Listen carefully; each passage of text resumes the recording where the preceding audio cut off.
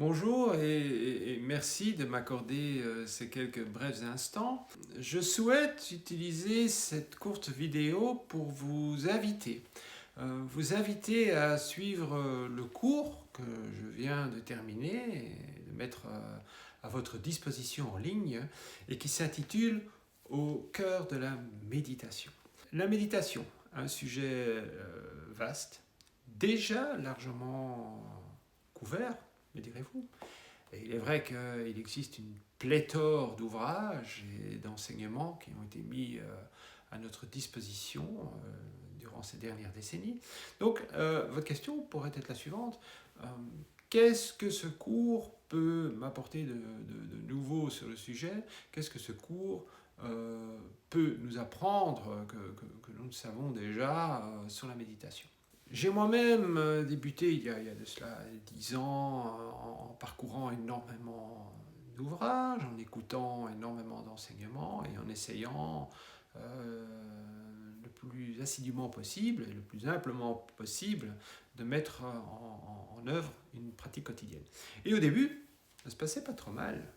Après un certain temps, je me suis retrouvé sur ce qu'on appelle un plateau, c'est-à-dire un certain niveau de stagnation, où il y avait énormément d'informations de disponibles, mais je n'avais plus, je veux dire, l'impression de pouvoir faire le tri. Donc, j'avais un peu l'impression que ma méditation, ma pratique changeait de semaine en semaine, il n'y avait pas de véritable structure, et qui plus est, j'intégrais de temps en temps des éléments parce que tel ou tel enseignement ou tel cours me semblait intéressant à suivre, et tout compte fait, on se retrouve avec encore plus d'informations.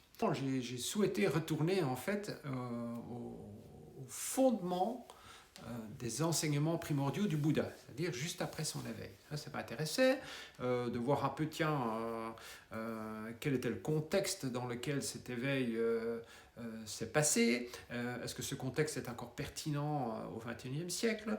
On a fait beaucoup de recherches et beaucoup d'analyses à ce niveau-là, et je me suis évidemment dit qu'il n'était plus pertinent que jamais d'avoir une pratique méditative. Je me suis retrouvé finalement à glaner énormément d'informations moi-même, de me retrouver à devoir faire le tri pour moi-même et essayer d'établir une structure un peu plus nette pour avoir une pratique un peu mieux orientée.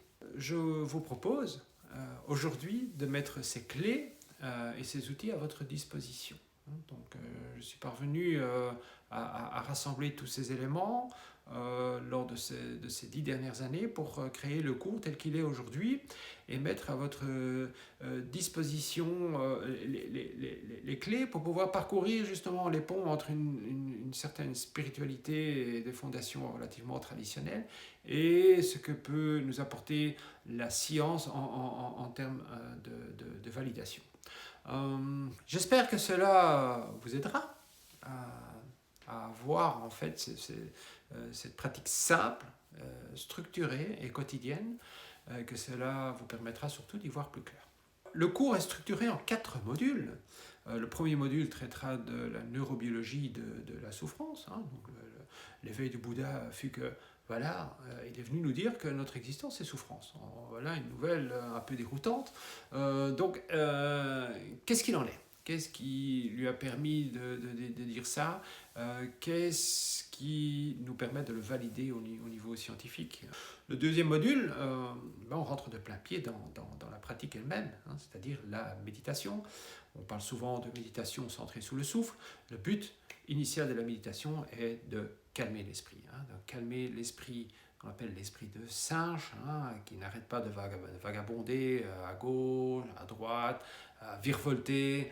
Il reçoit énormément d'informations par une multitude de canaux, et qui plus est, ces canaux sont à l'heure actuelle disponibles à portée de main. Il est essentiel d'avoir ce passage obligé par le calme de l'esprit avant d'accéder au troisième module, en fait, qui est la méditation de la vision pénétrante, qui va nous permettre d'avoir un accès non biaisé à la réalité, c'est-à-dire que nous allons diminuer l'impact de nos filtres émotionnels et cognitifs pour voir la réalité telle qu'elle est, telle qu'elle se présente à nous. Et le tout dernier module passera par l'éveil du cœur, puisque dans la tradition bouddhique, on parle des deux ailes d'un oiseau, hein, donc le méditant accompli a besoin de l'aile de la sagesse et de l'aile de la compassion, et il est fort important que ces pratiques soient unifiées. Vous recevrez à votre disposition un PDF qui vous servira en fait de journal de bord, journal de méditation, que vous allez pouvoir consulter et remplir au fil de votre pratique. Donc voilà, énormément de choses intéressantes à découvrir et qui, j'espère, vous intéresseront. Alors, si vous faites le pas de vous inscrire et de suivre le cours, je vous remercie d'ores et déjà du fond du cœur, et je vous remercie aussi de m'avoir accordé ces quelques instants pour vous transmettre cette invitation. Merci.